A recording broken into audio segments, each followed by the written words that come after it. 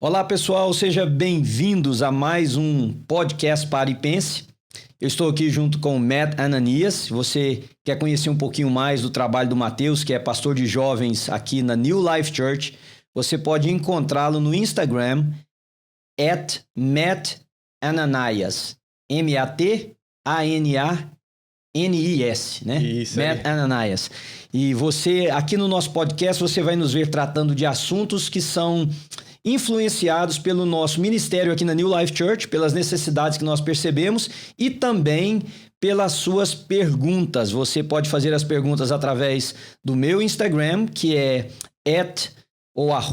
@Manuel Oliveira NLC, as iniciais de New Life Church, Manuel Oliveira NLC, ou do Matheus Ananias também, que eu já disse, ou da New Life Church, que é @New Life Church Oficial, tá bom? Você ali pode sugerir temas, pode fazer perguntas e nós vamos trabalhando com vocês aqui no programa ou no podcast Pare e Pense. Então eu estou aqui com o Matheus. Matheus, seja bem-vindo a mais um podcast. Muito obrigado, pastor Manuel. O prazer é imenso para mim estar aqui com o senhor e com o nosso ouvinte aqui, que a gente tem esse objetivo em mente de abençoar as pessoas. É isso. E eu queria falar um pouquinho sobre quem o senhor é para as pessoas. Tá. Você que está nos ouvindo aqui, talvez você não tenha noção. É difícil não ter noção, né? Quem é o pastor Manuel? Mas para mim, por que é um prazer? Porque o senhor é uma pessoa muito bem estudada, passou muitos anos na academia. O senhor que era um professor antes de ser pastor, correto? Correto. O senhor tem 2 mestrados em ministério urbano. O senhor tem um doutorado. Muitas pessoas... Eu sei que o senhor não gosta nem de ficar falando. Sim.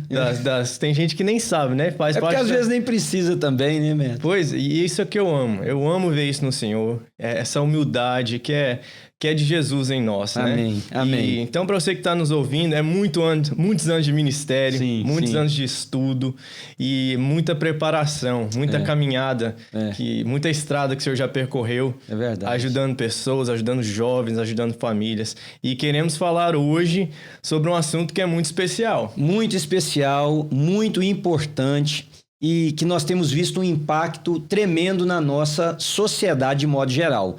Eu e o Matheus estamos nos Estados Unidos, mas as estatísticas não são tão diferentes nesse assunto do Brasil. Aliás, o Brasil é considerado um dos únicos países em que esse assunto que nós vamos tratar hoje, Matheus, não está estável ou diminuindo. O Brasil está entre alguns países no mundo que ele está crescendo, que é o suicídio. Nós vamos falar sobre saúde mental, sobre o suicídio e a relação tanto da saúde mental quanto do suicídio com a fé, né? Que é o mundo em que eu e o Matheus convivemos, o mundo da religião, a fé, o cuidado das pessoas.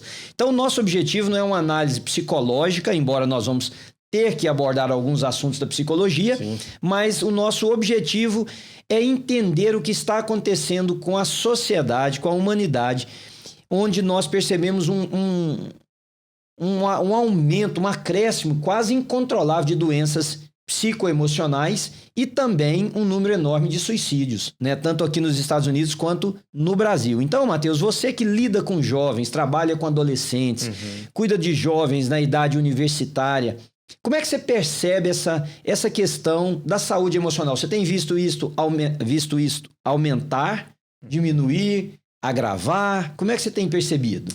Pastor, tem sido de uma forma muito até grotesca. O quanto isso tem crescido.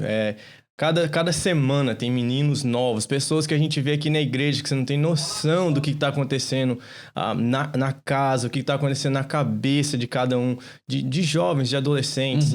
E eu creio independente da idade, Matheus. Independente da idade. Isso vai, o senhor sabe, eu cuido, tem vezes até de pré-adolescente aqui, com 11, 12 anos. E quando você diz que está aumentando, fala para mim um pouquinho a ideia do suicídio ou os desequilíbrios emocionais? Qual dos dois? Os dois. Os dois. Os dois. Mesmo em pré-adolescentes? Mesmo em pré-adolescentes. E eu creio que isso está muito ligado ao acesso à informação que as outras gerações antes das nossas não teve. Por exemplo, um menino de 12 anos, no nosso contexto aqui, nos Estados Unidos, o pai dá um iPhone para um menino achando que assim, não, Todo mundo na escola tem, meu filho precisa ter um também.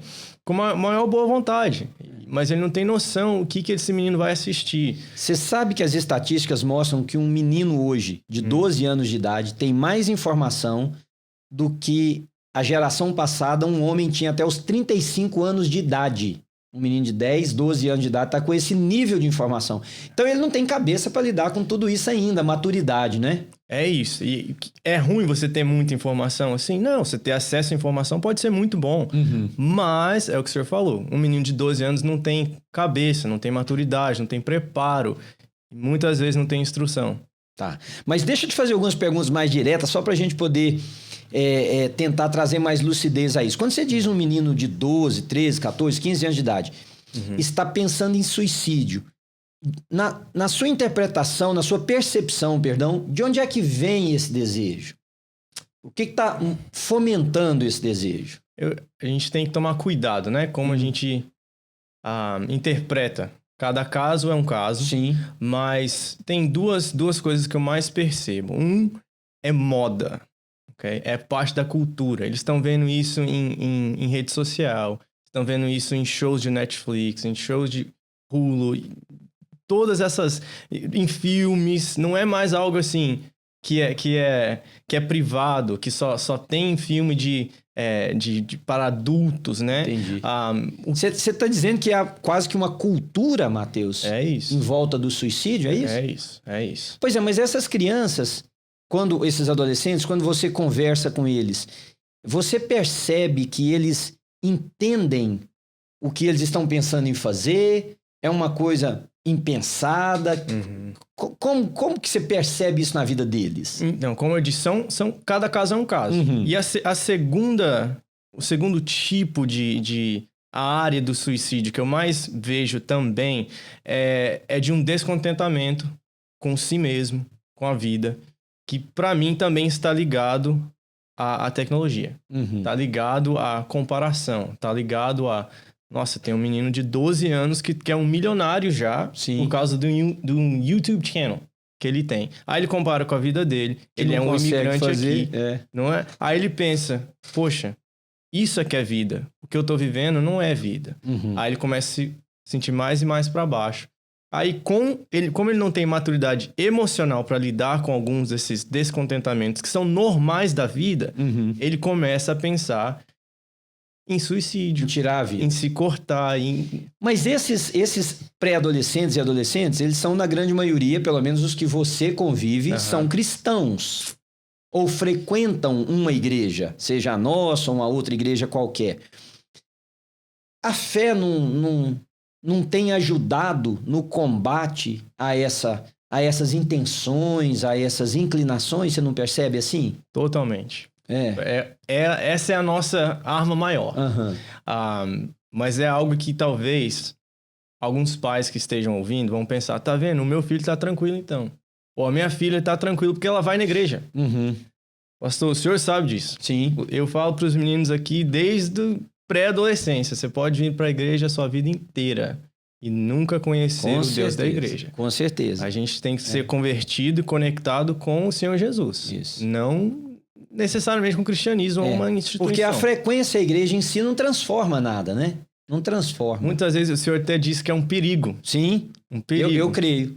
Por que o senhor diz isso? Eu creio porque a religião, ela dá afirmação a algumas coisas que não se sustentam. Eu disse a religião, não disse a caminhada com Jesus.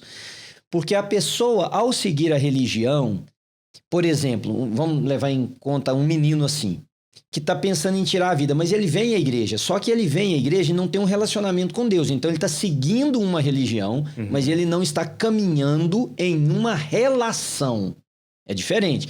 O que nos muda é a relação. Por exemplo, o casamento, quando a relação não é bela, quando ela não é de uma troca, quando ela não é de cuidado, ela também não gera crescimento. A pessoa pode ficar casada 30 anos e, de repente, amanhecer dizendo, vou acabar com esse negócio, vou embora. Então, esse menino vem à igreja, ele fortalece na mente dele e dos pais a ideia, eu sou religioso, mas ele não é cristão. E é somente o Espírito de Deus que evita que essas coisas venham sobre a nossa mente. Então, o perigo que eu acho é esse. A igreja, que pode prover essa que pode assessorar nessa relação, de repente também pode fortalecer o distanciamento. E como que o senhor acha que a gente pode ajudar igrejas, talvez pastores ou líderes que estão, ou até mesmo pais que estão ouvindo isso, essa conversa nossa hoje, de tirar essa ideia de que não, tá tudo bem, meu filho tá indo para a igreja.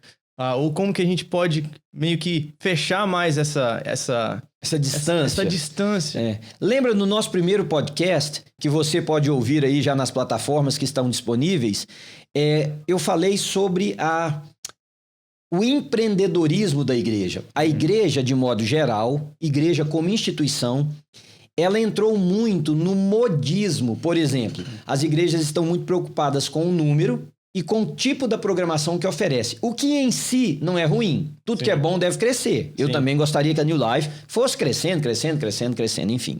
Né? Mas nem tudo o que cresce é necessariamente bom. A gente vê que o mofo também cresce e o mofo não é bom. A gente vê que bactérias podem crescer, mas não são necessariamente boas. Então, um é esse modismo do crescimento e o outro é o da performance. E todas as vezes que a gente coloca o nosso foco na performance e no crescimento, sem se preocupar com o conteúdo e a transformação, nós vamos assessorar nesse adoecimento. Entende? Então, um menino pode vir a uma igreja que é maravilhosa, que tem uma programação maravilhosa, que tem uma estrutura maravilhosa, mas se não nos preocuparmos em dar a essa criança, a esse adolescente, uma proximidade de Deus através de uma relação íntima, que pode passar, Mateus, décadas. Continua a mesma coisa. A gente precisa se converter. Salvação é só em Jesus. Né? O Espírito de Deus precisa vir sobre nós, porque senão não há mudança. E aí é o que eu estava dizendo para você, de onde fica a minha preocupação. De como nós incentivamos, empurramos a criança a seguir esse caminho.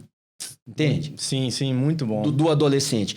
Agora, como pastor da igreja, o que eu vejo é que não há diferença entre adolescente e adulto. É o que eu ia te perguntar. Aliás, eu acho que o número está aumentando assustadoramente no meio dos adultos. Agora, se os adultos também estão entrando nesse aumento acelerado de depressão, de ansiedades, de ataques de pânico, e esses adultos são pais dessas crianças, isso se torna um problema quase que da família. Sim. Se torna um problema da casa. Ou seja, a casa não é mais um ambiente sano. E como que a gente interfere nisso é que é a grande sacada que nós precisamos ter da parte de Deus. A Bíblia diz que só quem nos liberta é Jesus Cristo. Né? Mas o que significa isso na prática? Bom, eu vou dizer aqui, depois eu até vou passar a bola para você completar um pouquinho. A libertação de Jesus não é livrar a pessoa do fogo eterno e dizer para ele, agora você tem um passaporte carimbado para ir para o céu. Não. Libertação que Jesus realiza em nós é a libertação de tudo aquilo que nos prende e nos adoece através de uma renovação da nossa mente.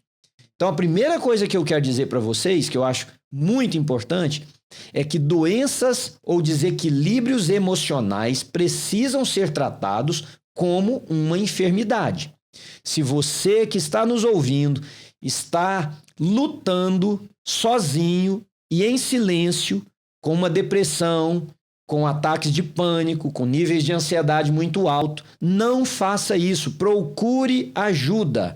Procure ajuda de um terapeuta, procure o seu médico, procure alguém mais maduro que possa te ajudar, procure o seu pastor, procure a sua comunidade de fé, mas não fique sozinho.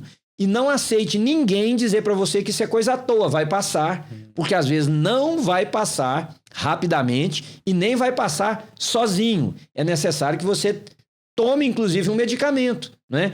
Porque, às vezes, o nosso cérebro não está fazendo uma leitura correta, os neurônios não estão... Estou tentando aqui ser o mais superficial possível para a gente não dar uma outra impressão aqui no nosso... Porque o nosso diálogo é como Jesus pode interferir, né? Nós não estamos aqui na tentativa de fazer uma análise psicológica do problema, mas os neurônios não transmitem as informações de forma correta. Há uma obstrução e, às vezes, um medicamento é necessário, né? É necessário. Deixa eu interromper meu pensamento aqui só para te fazer uma pergunta. Você, no meio dos jovens, porque no meio dos adultos tem muito isso, de achar que a depressão é uma coisa que a pessoa não tinha direito de ter só porque ele é cristão, por exemplo. Existe isso no meio dos jovens também, dos adolescentes? Existe, mas eu creio que menos que com os adultos. Graças a Deus. Porque isso ficou tão comum, um adolescente passar por problemas mentais, problemas de depressão, problemas de ansiedade, pensamentos de suicídio, que nós, como igreja, e até mesmo isso é uma das coisas boas que o mundo tem, que a cultura tem provido, é abrir essa conversa. Sim. É preciso ser conversado, é o que o senhor falou, a gente precisa falar com alguém. Porque no meio dos adultos é muito, por causa da cultura religiosa antiga e ainda de alguns líderes religiosos que taxam a depressão como uma doença demoníaca. Se a pessoa está deprimida, se ela está com ansiedade, né, muito agravada, com ataques de pânico, não, isso é um ataque satânico. Né? Ainda existem líderes que não conseguem entender que essa é como uma pressão alta, por exemplo, que a pessoa precisa de um medicamento, né? E muitos adultos se sentem ainda extremamente culpados se eles tiverem que procurar um médico para tratar das suas emoções. Ou um psiquiatra, um psicólogo, né? Enfim. E é tão importante que o senhor está falando isso. Porque tem gente... Eu ouço alguns pais, eu ouço adultos falarem isso para mim, né? Que, mas eu sou cristão, eu preciso mesmo de um médico. Só o que eu tenho que fazer é orar mais, é ler mais a Bíblia e eu vou ficar bom. Gente, tem gente com câncer que Jesus entra na vida e cura. Sim. Não é? Tem gente com, sei lá, uma doença muito séria. Jesus entra na vida e cura. Mas tem gente com câncer que precisa de quimioterapia, radioterapia, precisa de medicamentos e mesmo assim, às vezes vão falecer. Tem uns que vão ficar curados pelo tratamento. Então você não pode colocar na mesma equação assim, depressão, eu oro mais, busco mais a Deus, vou ficar curado. Porque Deus derramou da sua graça sobre os profissionais da saúde. Sobre médicos, psiquiatras, sobre terapeutas, para ajudar quem precisa. Então, se você precisa, não se deixe levar por essa conversa. Vá buscar ajuda. Agora, Mateus, no meio dos adolescentes, quando eles chegam nessa ideia do suicídio, eles buscam ajuda? Não. É sempre alguém que denuncia, tipo um amigo que conta, ou alguém que fala, fulano tá correndo risco. Como é que é? A maioria, graças a Deus, hoje em dia eles falam. Falam. Graças a Deus. Mas, por causa dessa cultura, como eu disse para o senhor, essa cultura de fale, se você não está bem, fale para alguém, abre seu coração para alguém. Então, mesmo os que não falam, sempre tem um amigo ou tem alguém que está na rede social que percebe alguma coisa e fala com a gente, ou fala para um adulto. É isso aí. Ainda bem que eles estão falando, né? Agora, abordando essa questão da saúde mental e a Bíblia, por exemplo, né? Só para mostrar para as pessoas que eles não estão sozinhos. E nem eles são os primeiros. Na Bíblia, nós temos diversos personagens que, se a gente ler o texto direitinho, nós vamos entender que nada mais, nada menos, eles estavam passando por um grande processo depressivo. Em Provérbios, enquanto eu vou falando, se você lembrar de algum e quiser acrescentar também, por exemplo, em Provérbios há vários textos que dizem que o coração adoecido faz descair o semblante, por exemplo. Ou o coração triste adoece os ossos. Do que está falando? É dessa dor, né, que só quem passa por um processo de depressão sabe o que é. Parece que o peito está tão pequeno que o coração não cabe. Parece que a vida perdeu a beleza. Parece que não há mais cor, não há mais incentivo para fazer nada. Então, Provérbios, escrito pelo sábio Salomão há tanto tempo atrás, antes mesmo da psicologia catalogar que a depressão seria considerada uma doença. A Bíblia já dizia sobre isso. Elias, um dos profetas do Velho Testamento, pediu para morrer. O que ele queria? Suicidar. Ele queria cessar a vida dele. Por quê?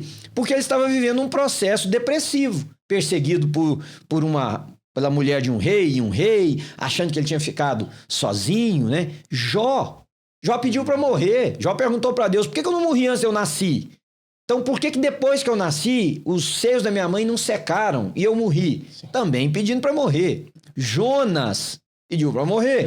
Ele sentou debaixo da árvore lá de ira que ele estava de Deus salvar o povo de Nínive, que ele falou que ele queria morrer, né? Ele queria morrer. Então, Davi, quando escreve um dos salmos que ele diz assim, enquanto eu calei os meus pecados, os meus ossos apodreceram dentro de mim, ele vai citando e vai dizendo assim, eu sentia dores nos meus lombos.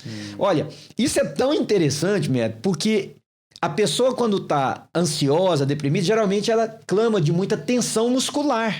Olha o que Davi está falando há tanto tempo atrás, né?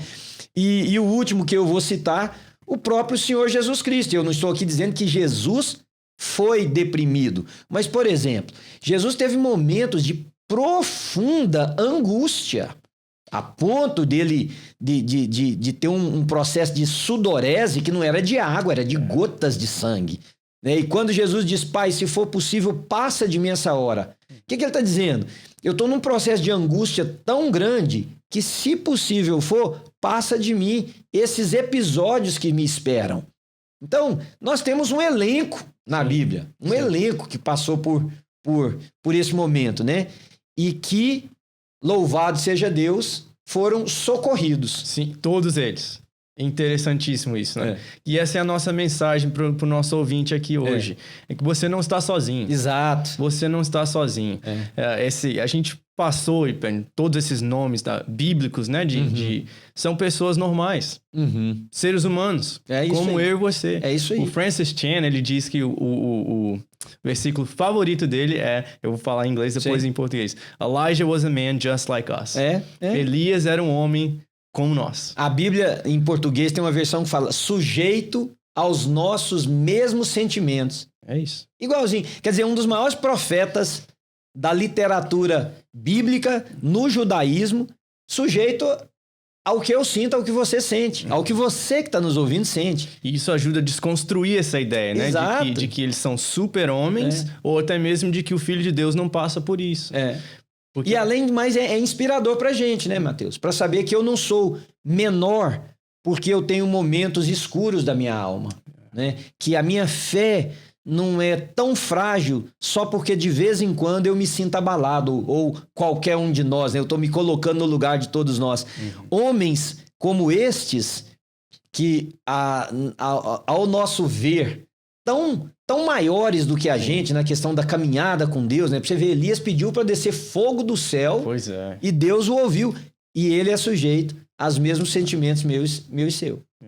E é importante a gente falar um pouco, pastor. Eu queria que o senhor nos ajudasse a esclarecer isso. De onde vem a ideia, então, de que as pessoas dizem, não, é um ataque de Satanás, ou é algo demoníaco? Não tem relação, então? Eu acho que tem. Okay. Eu acho que tem, e eu vou falar sobre o suicídio daqui a pouco e vou inclusive abordar isso, sabe? Okay. Deixa eu deixar de lado um pouquinho isso aí, vamos voltar nisso, mas uma coisa, Mateus, que só pra gente pensar aqui juntos e começar a falar diretamente sobre o suicídio. Quando uma pessoa, um desses adolescentes, fala pra você que ele tá pensando em suicídio, ele quer realmente morrer? Ou ele quer finalizar uma dor que ele está sentindo que ele não sabe como? O que você acha? O senhor já respondeu aí. É isso, pastor. A Bíblia nos ensina isso. Há um buraco no nosso coração. De todos nós. Quantas vezes eu já vi adolescente aqui sofrendo e que a gente aparentemente diagnostica. Sei lá se eu também estou correto com a conjugação do verbo diagnosticar. Como algo que é diferente. Diagnosticado, vamos dizer assim, que fica mais seguro pra gente. Isso, como algo totalmente diferente do que uma falta de amor, por exemplo. É um menino que nunca ouviu um pai falar eu te amo. É uma menina que foi abusada e a gente não tem noção, ninguém sabe, ela não falou pra ninguém. Então isso assim, a gente é igual uma dor de cabeça que você acha que vou tomar só um Advil, vou tomar um remédio pra passar. Não, mas tem um câncer aqui dentro. Tem algo muito mais profundo, tem algo muito maior por baixo, que precisa ser tratado. É como se a pessoa tá com a dor de dente e aquela dor de dente é tão intensa que ela chega num lugar e fala, arranca de qualquer jeito porque eu quero ficar livre da dor. Então, na verdade, eles não querem necessariamente morrer, eles querem sanar essa dor que tá consumindo eles. Agora, quando você falou a falta de um abraço do pai, de uma mãe, Ou seja, essa demonstração de afeto, ela tem sido pouco no meio dos adolescentes de hoje. Você percebe assim, Matheus? Muito, muito. O senhor é muito bom em nos empolgar a fazer isso mais. Antes da pandemia, o senhor lembra quantas vezes, todo domingo, o senhor falava que o abraço é terapêutico. É terapêutico. E é mesmo. Quantas vezes eu tenho que falar para um adolescente que ele é importante, que eu tô orgulhoso dele. Eu lembro uma vez que eu falei isso para um menino, ele chorou.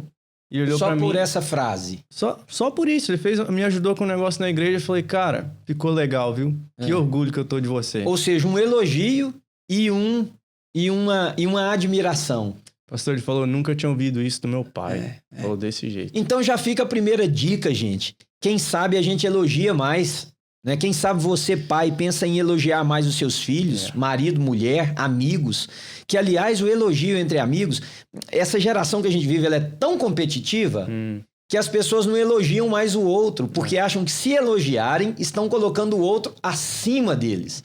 Então, o elogio deveria ser comum entre nós. A coisa que você fez, olha que bacana, foi bem feito, deu certo, continua. Mesmo que não tenha sido tão bom quanto você esperava, pode ficar melhor. Né? É isso. Abraçar, o toque é muito curador. Pai, abraça esse menino, essa menina, né? Sim, Dá beijo, fala que ama.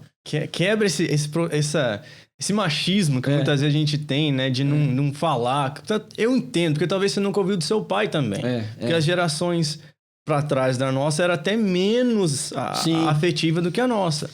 Depende. Depende? Porque, por exemplo, eu perdi meu pai, eu tenho hoje 56 anos. Eu perdi meu pai, eu tinha 12. Então, nós estamos falando de 44 anos atrás. Sim. Meu pai chegava em casa, ele beijava a gente todos. Legal. Ele botava no colo, ele deitava no sofá, mandava a gente pular em cima dele, por exemplo. Então, quer dizer, mas eu conheço meninos da minha época que hoje são homens que os pais não encostavam, nunca falou eu te amo. Então, você tá certo. Mas, se naquela época já tinha as exceções, nós podemos ser as exceções hoje. Amém. É isso. É isso que a gente procura ser. Devemos ser as exceções, né, Neto? Devemos. Eu tava tendo uma aula de Velho Testamento na segunda-feira e a professora começou a falar um pouco sobre a cultura do reino versus a cultura do mundo. Que tem várias gerações que, por exemplo, uma geração, talvez dos anos... Uma geração antes da nossa. Vamos deixar assim para o pessoal não achar... tá falando da minha, tá falando que eu sou velho. Não, uma geração antes da nossa. Onde a sexualidade era mais próxima da cultura do reino. Então não tinha muito atrito. Era mais próxima. Mas a gente está vivendo uma geração agora que é muito diferente dos valores bíblicos, da cultura do reino. E é onde a gente tem que ser a exceção. Agora, veja se você concorda. Eu acho que por causa dessa busca de realização e de satisfação dos prazeres, porque você disse que os adolescentes estão em busca de tapar um buraco. Como todo ser humano, longe de Deus, está em busca de tapar esse buraco. Você que está nos ouvindo, nós cremos que esse buraco só Deus tem a medida de tapar. Essa é a nossa confissão de fé. Mas, por exemplo, esse adolescente, ou esse jovem, ou esse homem, ele está em busca dessa satisfação. A satisfação cada vez demanda mais intensidade. Sim. Então, talvez, no caso que você está citando, a sexualidade está tão distante do conceito e dos valores do reino, porque a busca pela satisfação está levando as pessoas a experiências cada vez mais distantes dos valores do reino para poder tentar satisfazerem o que seu coração anseia, entende? É isso. E eu não consigo falar disso, principalmente da nossa geração, sem entrar na área da tecnologia. Porque há muita comparação. E há muito... Nós estamos viciados aos nossos celulares. Por exemplo, né? A gente acha que... Não, eu só vou entrar aqui. Não, o seu cérebro não tá percebendo isso. Tem vários hormônios que estão sendo released, né? Sim. Estão sendo liberados. Liberados só do fato pelos estímulos cerebrais, né? Exatamente. E aí, quanto mais você tem isso, o seu cérebro não interpreta assim, olha, ele tá vendo tecnologia. Não, esse daqui é porque ele fez um gol no futebol. Ou esse aqui é porque ele tirou um 100 na prova. Não, ele interpreta como... O estímulo. Estímulo. Você acha que aquele documentário o Social Dilemma ajuda muito nisso? Sou apaixonado com aquele documentário. Eu assisti, eu fiquei assim... Eu fiquei em estado de fiquei embasbacado o quanto foi preciso para descrever exatamente como nós nos relacionamos com a tecnologia, né? Sim, é uma...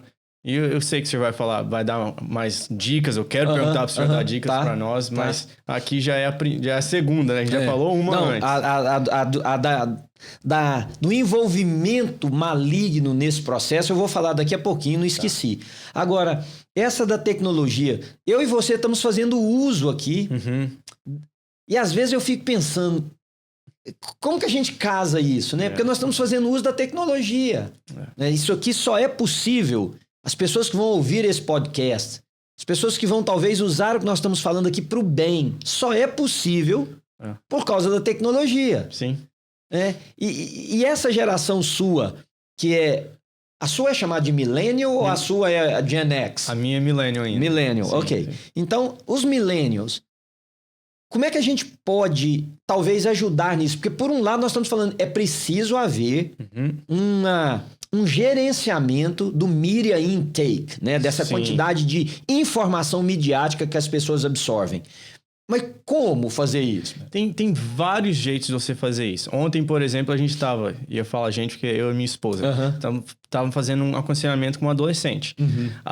E falamos para ela uma das coisas que a gente usa. Eu falei, um exemplo que eu dei para ela da minha vida, eu falei, eu não tenho Instagram no meu celular. O meu Instagram eu uso ele no computador e no iPad. Por quê? Eu notei o quanto de tempo que eu ficava perdendo naquilo. Então, assim, essa é uma forma prática. Tira ele do seu celular, por exemplo. Ou coloque limites. Tem como você ir lá nos seus settings, nas configurações, e colocar um limite de tela. E colocar um limite específico nos aplicativos que você mais usa. Entendi. Eu vou usar 1 hora por dia. Pronto, é 1 hora por dia. Chegou naquele horário, aí, mais outra dica. Não tenha a senha. Pede para um amigo. Do limite? A senha do limite. Eu nunca havia pensado nisso. Você não pode ter a senha. Porque eu já fiz isso, eu ter a senha e depois... vou só mais 2 minutos. Eu vou ver só mais um pouquinho, eu vou só responder mais essa pessoa. Eu vou ver só mais um vídeo. Aí você põe a senha, fica mais 1 hora. E tem diferença de conteúdo para conteúdo também, né? Demais. Quer dizer, se a pessoa não consegue tanto limitar o tempo... E aqui eu tô só pensando em voz alta, né, para você me ajudar. Mas se a pessoa consegue substituir dentro do tempo o conteúdo que ela está absorvendo, isso pode também promover menos mal, não é verdade? Demais. Por exemplo, se você analisar o meu celular, depois que eu tirei o Instagram e o TikTok, é outra que eu usava bastante, a hora ainda o total de horas usado ainda é o mesmo, se não até maior. Mas você substituiu por outras coisas. Outra coisa. Por exemplo, eu gasto uma considerável parte do meu tempo no telefone sem estar necessariamente no telefone, porque eu ouço muito podcast. Aí. Né? Então eu estou dirigindo podcast. Tá, então se eu dirijo 2 horas por dia, entre todas as minhas idas e vindas, foram 2 horas que eu usei da tecnologia, mas na verdade ela me encorajou, ela me incentivou, ela me corrigiu, ela me ajudou a perceber áreas que eu não estava percebendo, porque eu usei para acréscimo na minha vida, né? É isso. Não, a gente não tá falando aqui, é importante a gente esclarecer se há alguma dúvida que a tecnologia é ruim, é demoníaca. Não é. Ela é neutra. Ela é neutra. O que você vai fazer com ela, que pode ser bom ou ruim. Mas o excesso dela, nem que for assim, mas eu assisti 8 horas de pregação no YouTube. É muito. Aí acaba sendo muito. Sim. Há um limite. Nós ontem postamos, né, perguntas e sugestões para os temas dos nossos podcasts. E coincidentemente, eu digo coincidentemente porque pessoas do Brasil, pessoas aqui dos Estados Unidos, inclusive uma pessoa da Europa, pediram 4 pessoas o mesmo assunto que nós estamos conversando aqui, que é sobre a saúde mental com foco no suicídio. Mas uma das perguntas que foi recorrente foi o seguinte: alguém que comete suicídio pode ser salvo? E essa pergunta que agora eu vou responder, caminhando para o final aqui do nosso bate-papo, tem a ver com a pergunta que você fez também sobre a influência maligna nesse processo, né? Na Bíblia, nós temos 4 personagens que se suicidaram.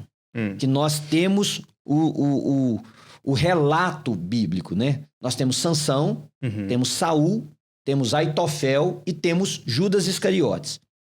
4 suicídios de formas diferentes. Por exemplo, Sansão derrubou as colunas do templo, caiu em cima dele. Aitofel se enforcou, Saul pulou sobre a escada e Judas também se enforcou lá de alguma maneira que nós não sabemos. Aitofel tem uma descrição um pouquinho mais completa de como ele fez. Mas vamos analisar esses casos primeiro, já tentando ajudar você a entender se uma pessoa que comete suicídio pode ser salva ou não. Em primeiro lugar, nós precisamos dizer uma coisa aqui que eu repito sempre quando eu respondo essa pergunta. Quem somos nós para limitar a ação, a atuação da graça de Deus, tá? Então você que está nos ouvindo, entenda que muito além do que eu vou dizer, do que o Mateus vai comentar, enfim, a graça de Deus, ela não há como nós botarmos limites nela. Então o que Deus pode fazer, primeiro ele é onipotente, ele faz tudo o que ele quiser, da maneira que ele quiser, no tempo que ele quiser, do jeito que ele quiser. Então tudo que nós estamos fazendo aqui são análises e suposições baseadas na nossa compreensão bíblica e na nossa caminhada cristã. Agora, pode Deus fazer o que ele quiser? Claro que sim. Então, alguém uma vez me perguntou no programa de rádio sobre Sansão, que Sansão foi um servo de Deus, que Sansão se suicidou. Todos os que se suicidaram na Bíblia, todos os 4, coincidentemente, interessantemente, eram servos de Deus. Sim. Sansão foi um dos juízes. Aitofel era um homem tão sábio, muita gente nem conhece esse cara, não sabe nem o que foi, está citado no livro de Crônicas, que quando ele falava, Mateus, olha bem o que a Bíblia diz dele. Quando ele falava, as pessoas diziam, a voz dele parece a voz de Deus, de tão sábio que ele era. Ele foi o conselheiro-chefe de Davi.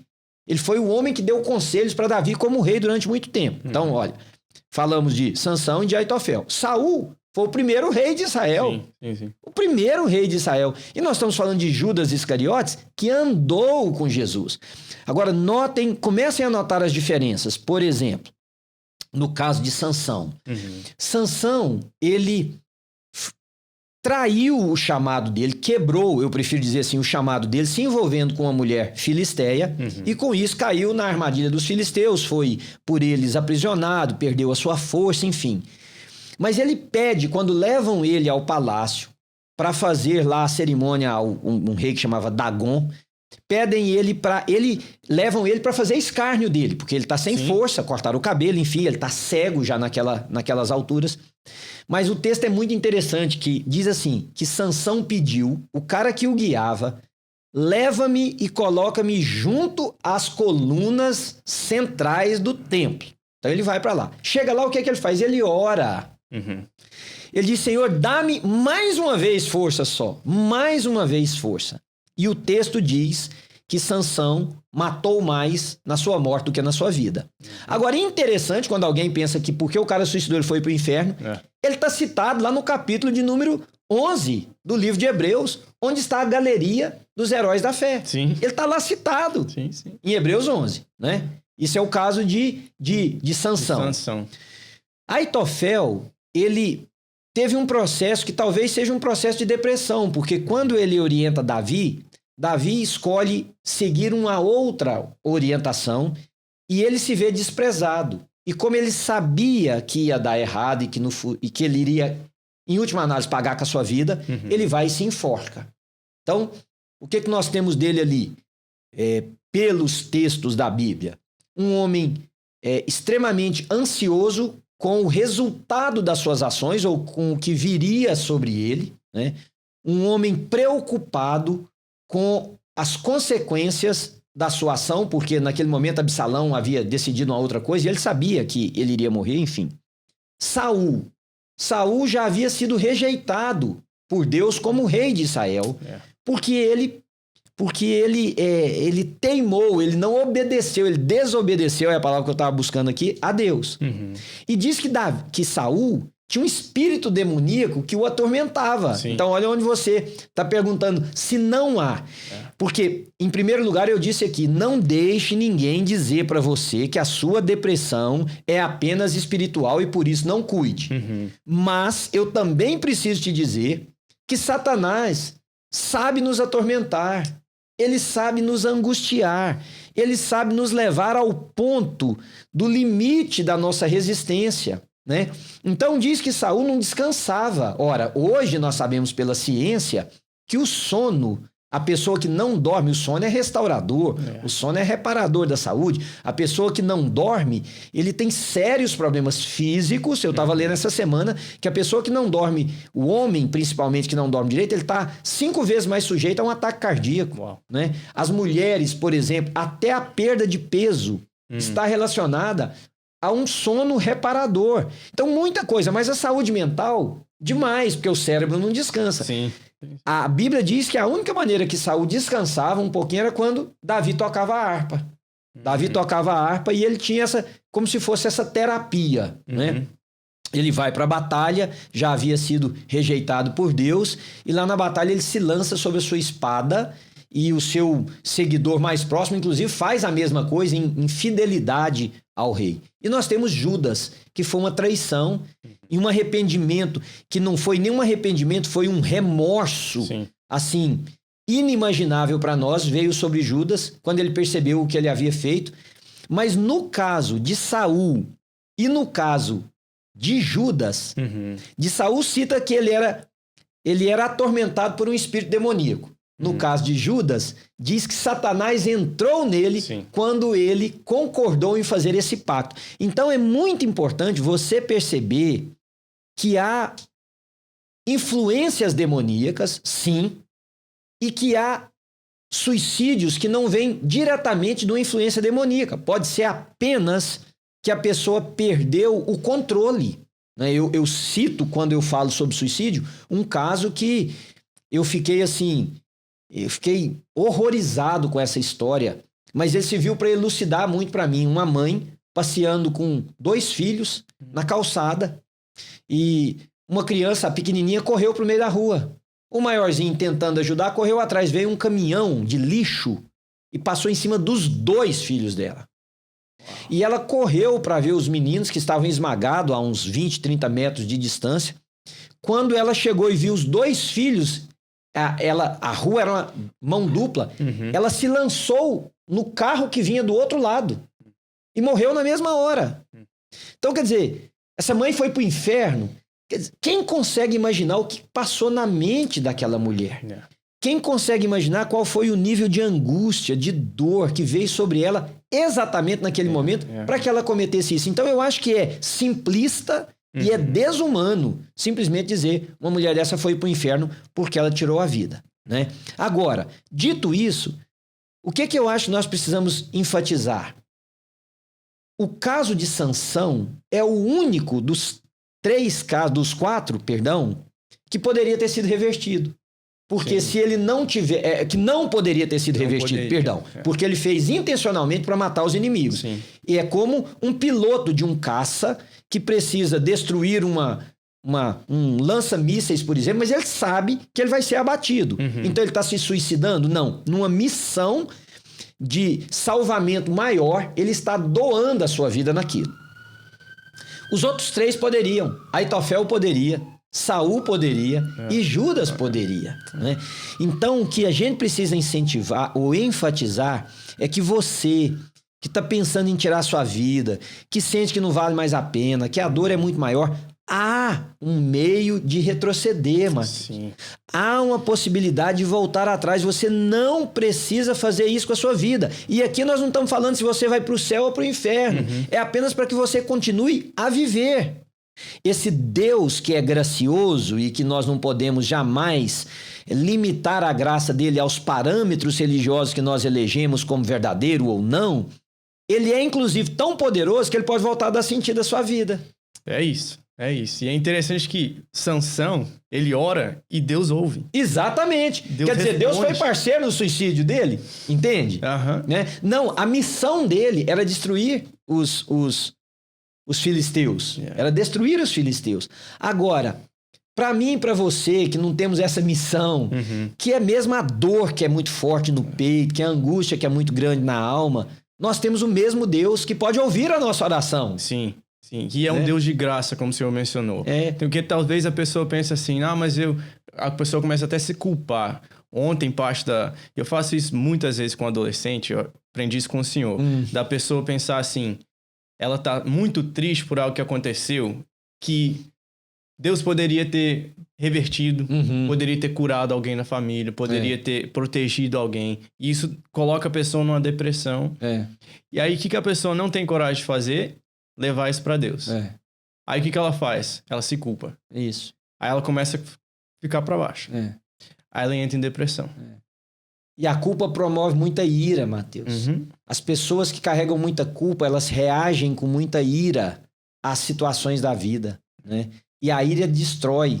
Porque a palavra branda, ela acalma o furor. Sim. Mas a palavra dura suscita a ira, é como uma explosão, né? Então, queridos, nós chegamos ao final do nosso bate-papo aqui no podcast Pare e Pense. Falamos hoje sobre saúde mental, sobre suicídio, né? E eu gostaria de agradecer você por ter passado esse tempo conosco e agradecer você também por ouvir atentamente tudo que nós falamos e sugerir a você que você pense, que você ore, que você leve isso diante de Deus, né, Mateus? O que nós acabamos de falar aqui. É isso. Eu queria perguntar para o senhor tem alguma dica prática para alguém que está passando por isso? Alguém que está nos ouvindo aqui agora e que acho que foi muito, muito de Deus o que a gente falou aqui hoje, que nós não acreditamos de maneira alguma em coincidência. Sim, você está ouvindo isso aqui agora, é Deus já falando com você, ou que é algo que a gente ia falar e vai falar no final aqui para você mandar isso para alguém. É isso aí. Porque talvez você tá ouvindo e uma pessoa veio na mente. Não é coincidência, manda para essa pessoa. Você não sabe o que Deus vai fazer através de um vídeo desse, de um áudio desse. Sugere a ela ouvir esse podcast, né? Passar. É isso aí. Agora, Mateus, você já se respondeu. Uma atitude prática. Mande isso para alguém. Mande isto para alguém. Você pode ser um instrumento de Deus para salvar a vida de uma pessoa. Sim. Agora, a mais prática das atitudes que eu posso te dar é não fique sozinho. Mateus, não tem como eu enfatizar mais isso. Não fique sozinho. Procure alguém. Ah, ninguém quer me ouvir. Tem alguém que quer te ouvir. Tem alguém que quer te ouvir. Você precisa falar. Fale com 1, com 2, com 10. Deus vai levantar alguém para te ouvir. Deus vai levantar alguém para estar do seu lado. Deus vai levantar alguém para caminhar com você. Se você precisa procurar um médico, procure um médico. Se você precisa procurar um terapeuta. Mas não fique sozinho. Agora, Mateus, como que uma pessoa pode sugerir esse podcast para um outro? Encerra pra gente, dando essa dica aí. Sim, tem várias maneiras. Nós estamos em praticamente todas as plataformas de podcast. Nós estamos no YouTube, nós estamos também no Spotify e no Apple Podcast. Como é que você acha a gente lá? Tem como você mandar esse vídeo mesmo, esse áudio. Se chegou até você, quer dizer que você tem acesso, pode enviar para alguém. Ou se a pessoa não sabe o que procurar lá, procure por Pare e Pense Podcast nas plataformas de podcast. Isso. E no YouTube tem 2 canais, que é o da nossa igreja, New Life US e... acho que é New Life Church Official. Não, esse é tá certo. Esse New Life US, é isso mesmo. New Life US. E o canal que é só do Pare e Pense. Isso. Que é o PR Manuel Oliveira. Isso, mas aí você coloca youtube.com/PR Manuel Oliveira, porque como meu nome é muito comum, Manuel Oliveira, tem muitos, né? Aí você vai saber que você vai diretamente para o nosso canal. Pastor, obrigado. Eu que agradeço. Obrigado você por estar comigo. Obrigado a você que está com a gente e até o próximo. Até o próximo.